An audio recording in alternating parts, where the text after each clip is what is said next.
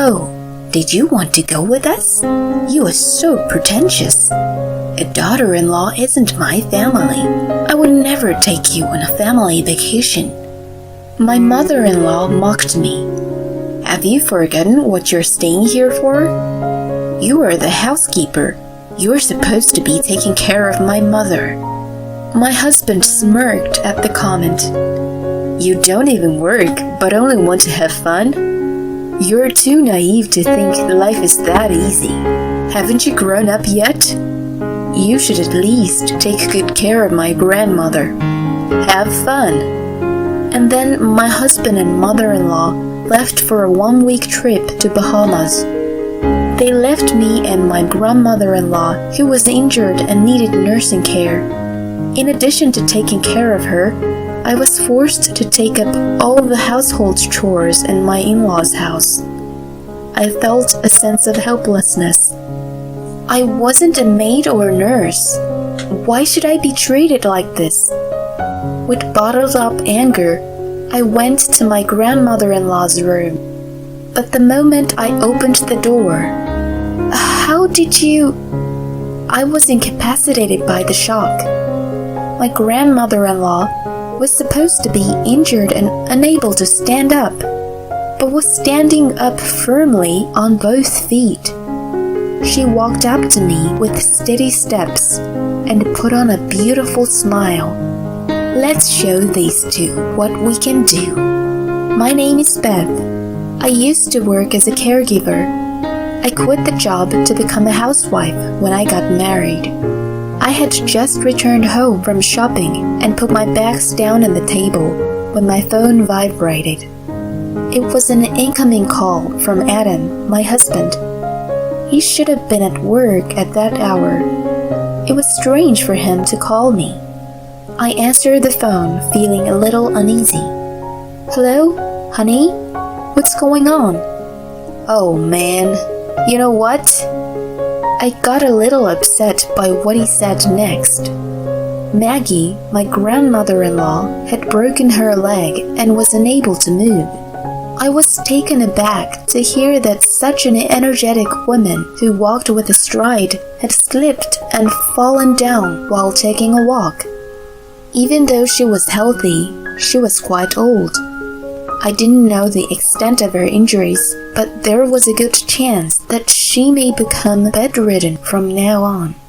I knew she might need nursing care someday, but I never expected it to be so soon.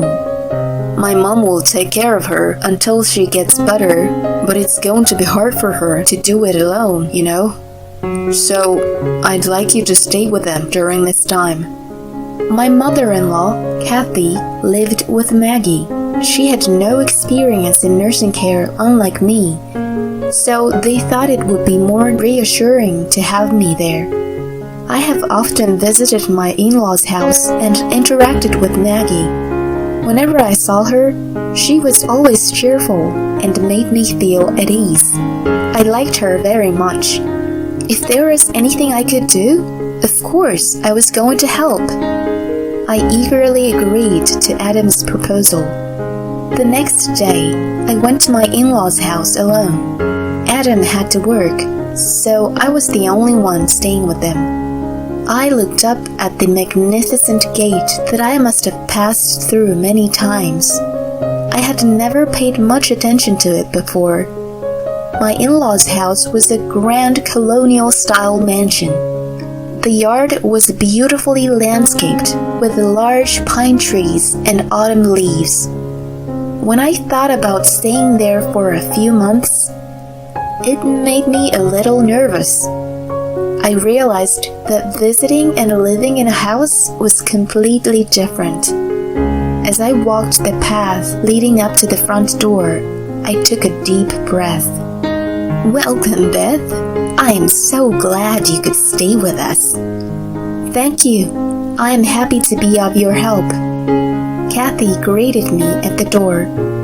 I had a bit of a hard time with her. She had two sides, and if she didn't like something, she got into a bad mood instantly.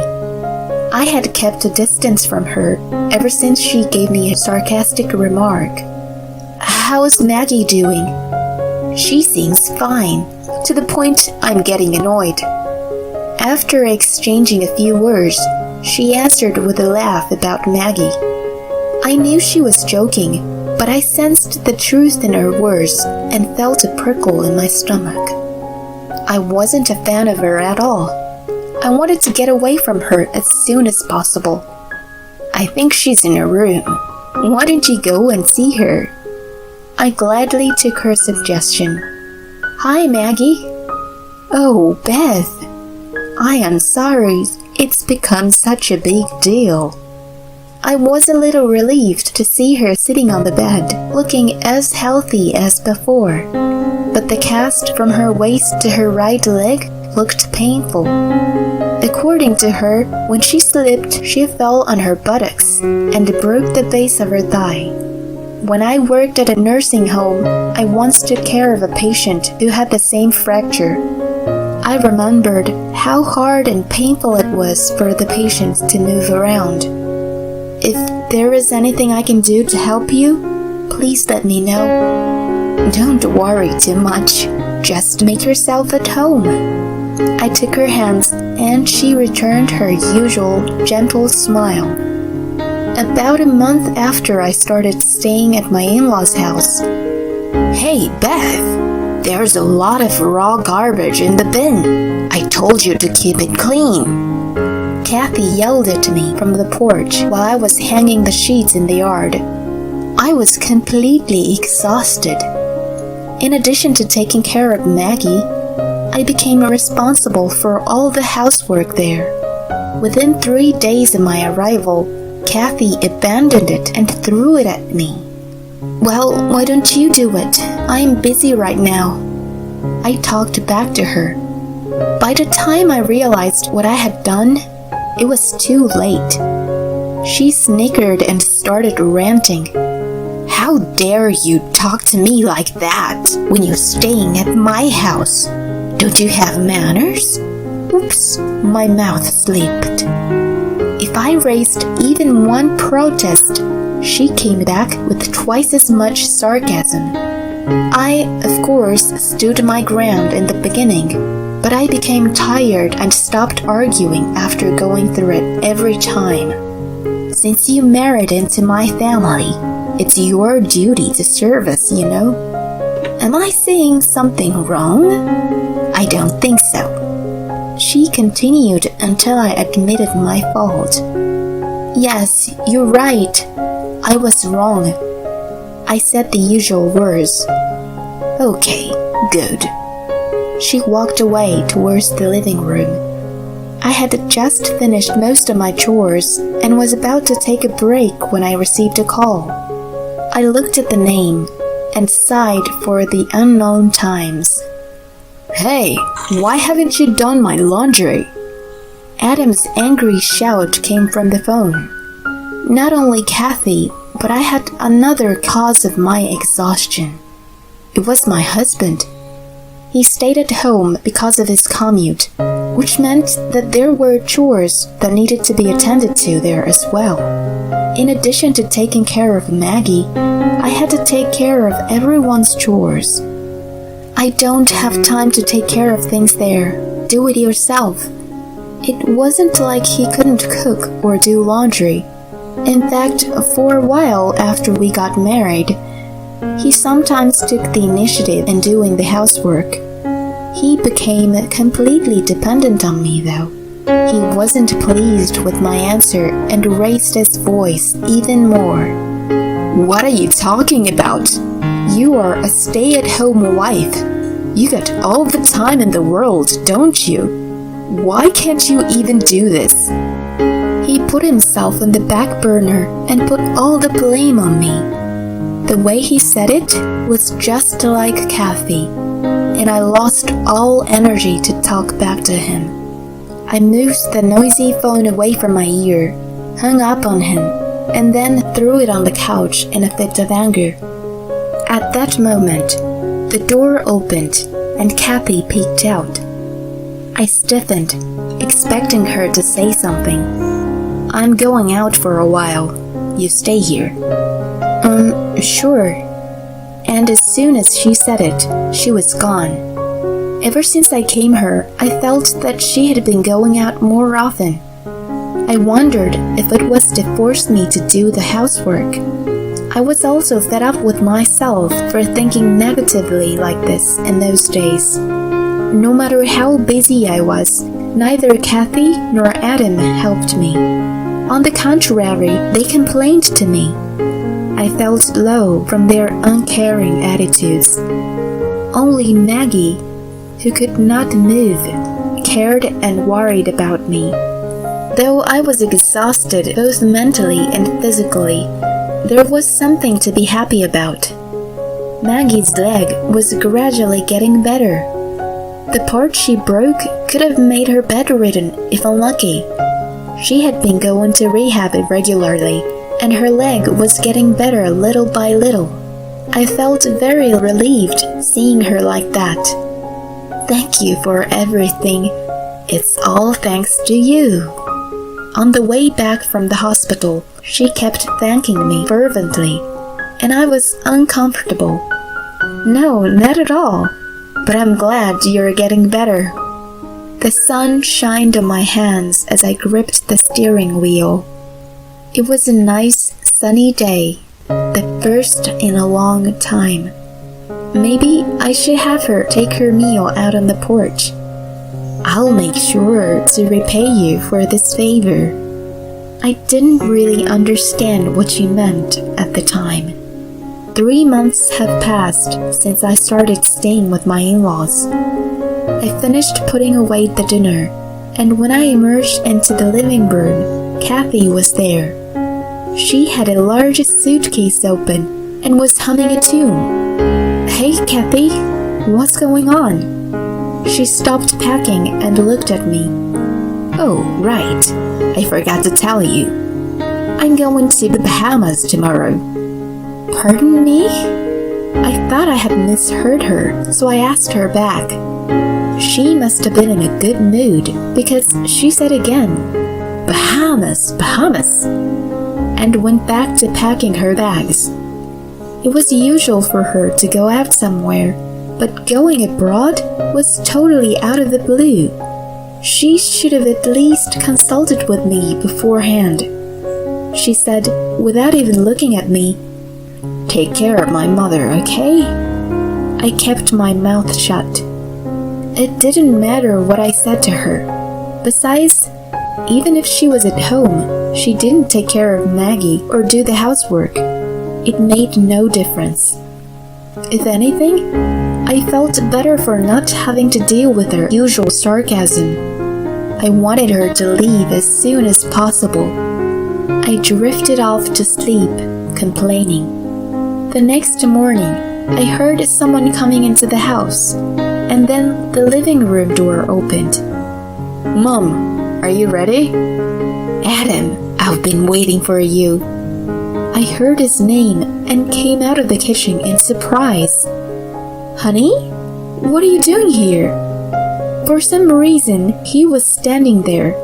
It was a weekday and he should have been at work by now. Hey, didn't you know? The trip to the Bahamas. Yeah, I know, but why are you here? Well, I'm going with my mom. What are you? He said it so matter-of-factly that I was absolutely stunned. Kathy must have misunderstood my surprised face and smirched at me. Oh, perhaps you wanted to go with us, Beth. You are so pretentious. You have my mother to take care of. Have you forgotten what you came here for?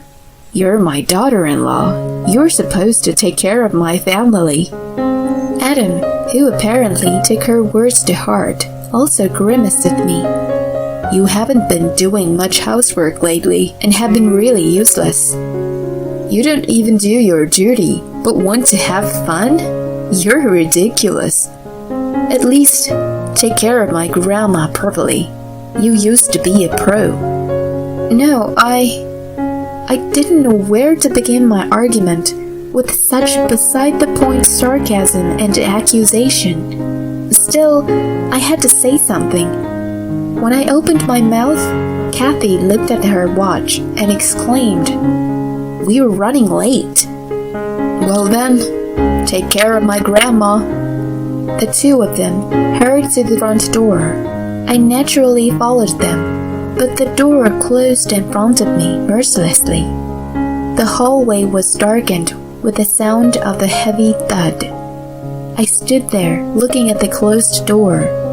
I wondered if Adam had been preparing for the trip while I had been busy being a maid. I did all the housework, cared for Maggie, and everything else, and they went on a fun trip. I was fed up with their ludicrously insensitive attitudes. They accused me of slacking on my chores, but they put everything on me. They forced me to care for Maggie when they should have been the ones to do so. They uncared and left a disabled family member behind. Why should I be treated like this?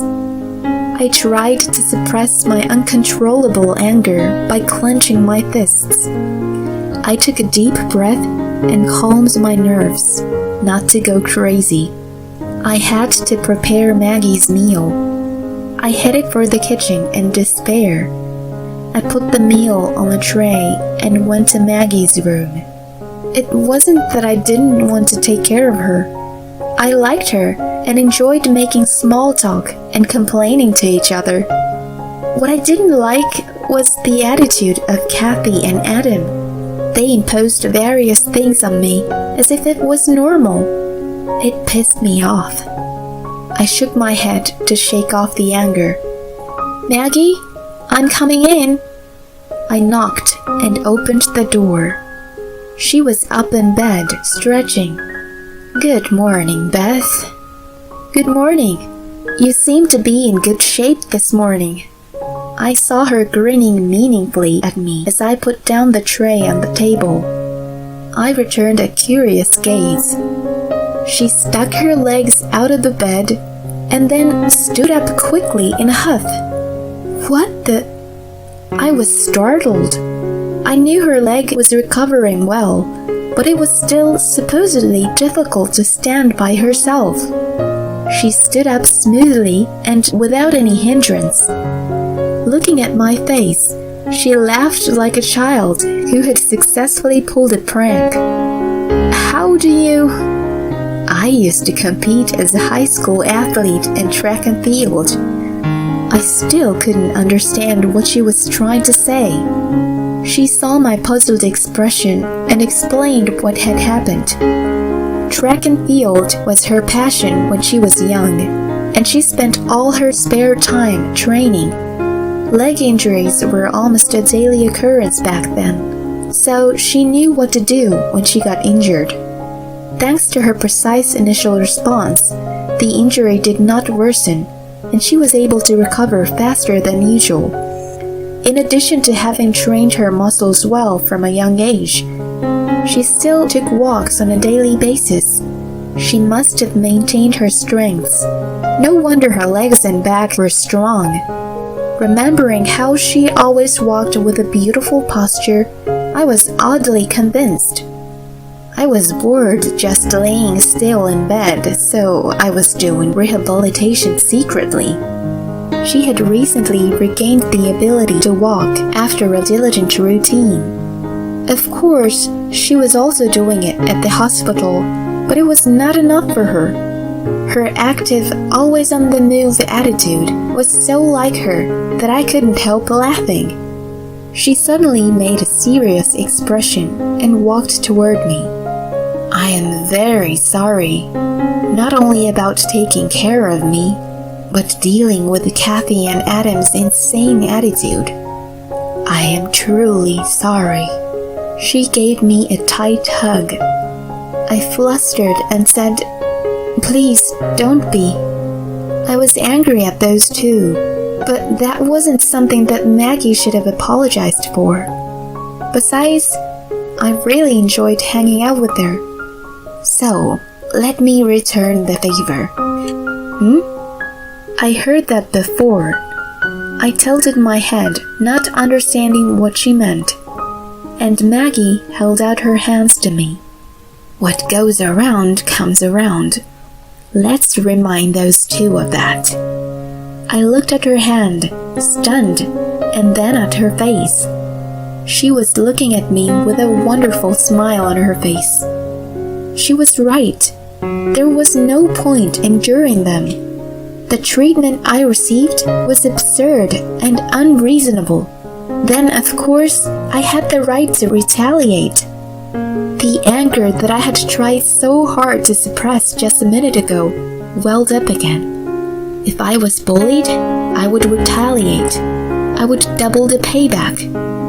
I muttered this to myself and took her hand as she held it out to me. A week has passed since then. It was a cloudless, calm afternoon when my phone vibrated. Knowing who it was, I answered it without checking the screen. "Hey, what's going on here?" I laughed at the voice and the question, just as I had expected them to be. "What are you talking about?" I knew exactly why he sounded so agitated. Still, I asked deliberately, "Why is my grandma's house up for sale?" Adam yelled over the phone. A little further away, I heard Kathy fussing. Hearing her, my smile widened even more. After Maggie and I colluded, she took immediate action. First, she called her lawyer and changed the wills she had prepared. Her assets that were supposed to be inherited by Kathy and Adam were going to the children's sports charity. Her retaliation did not end there. On the same day she had changed her will, she went to the real estate agent and put the house on sale. I was shocked by this, but she told me that the mover and her next residence had already been arranged. She planned to live alone in an apartment with a helper until she could find a good nursing home. I vividly remembered her smiling with a refreshed expression. She did all this during the week Kathy and Adam were gone. Perhaps she had been preparing it for a long time. Otherwise, it wouldn't have gone so smoothly. She couldn't bear to see her daughter and grandson behaving as they did. Maggie's moved out. What the hell? Why? Well, I think she got tired of you guys leaving everything to me. Adam was annoyed by my nonchalant tone and burst into anger. It's you, isn't it? You said something to her, didn't you? You don't even work, and you think you're so smart. You're just a wife who fails to do what he's supposed to do. You pull this stupid shit.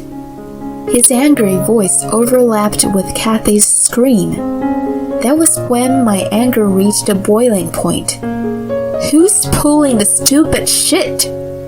Startled by my sudden outburst, their confusion seeped through the phone. You're the ones who are running away from your responsibilities. Who do you think you are, putting everything on my shoulders? I'm not your servant or housekeeper. I slammed the words at him as if punching him in the face. He seemed to be searching for words, trying to say something, but not a single word came out. And by the way, I'm divorcing you. I've grown tired of you too. I said it in a way that I really didn't care about him. What? I heard a surprised voice in reply.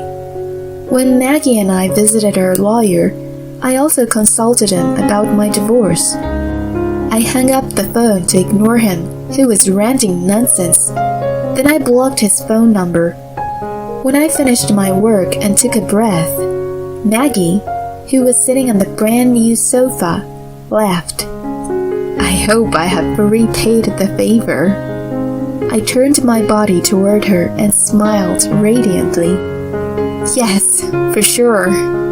After that, Adam and Kathy lived together in the small apartment where he and I used to live. Kathy, who was apparently counting on Maggie's inheritance, refused to work. Adam's salary was not so great, But her extravagance was still the same, and they fought every day. They tried to borrow money from relatives, but Maggie had already laid the groundwork. No one wanted to help them. Sometime later, I encountered a little incident. When I was shopping at a local supermarket, I heard yelling. I was astounded to see what was going on through the crowd. There was Kathy arguing with another customer. She was just about to grab the security guard who was trying to stop her. I saw her fall down, but I didn't know what happened afterward. I wasn't interested, and I didn't want to have anything to do with her anymore. Rumor has it that she broke her bone and needs care, but she has no one and is at her wit's end. Furthermore, I found out that Adam Eustace paid family leave to go to Bahamas. I don't know where the leak came from, but it got out to his office. His co-workers still look at him with dismay. He failed to find a new job and is still working at the same office, feeling ashamed of himself. And as for me, my divorce was finalized without a hitch. I have a new job as a caregiver and work at a nursing home near my house. Maggie now lives at a facility I work at. She is spending her days to the fullest every day. There are always a lot of people around her.